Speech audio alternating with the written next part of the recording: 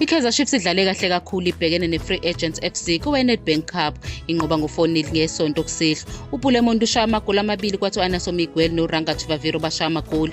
uGeorge Matlo ujabule kakhulu futhi wabonga ithimba lezokwelapha kanye nomqeqeshi ngokukholelwa kuye ngemva komdlalo. uMatlo besenezinyanga eziyisishagalolunye engadlali ibhola. ubongoza wabo ngosizo lwabo uthe kuyilungelo ukudlala ku-Kaizer Chiefs. uKhalil Ben Yosef oyisekela lomqeqeshi we-Kaizer Chiefs uthe i-Free Agent idlale kahle kakhulu futhi nemibono emihle, kodwa uthele umdlalo ubunzima ngoba abanye babadlali bakhe besebevele becabanga ngomdlalo olandelayo abazodlala ne-Orlando Pirates bebesaba nokulimala noma ukuthola amakhadi aphuzi. uBen Yosef uthe i-Kaizer Chiefs isethubene elihle lokuwina uma ibhekene ne-Orlando Pirates njengoba ineqembu elihle nabadlali abahle abafuna ukudlalela leli qembu.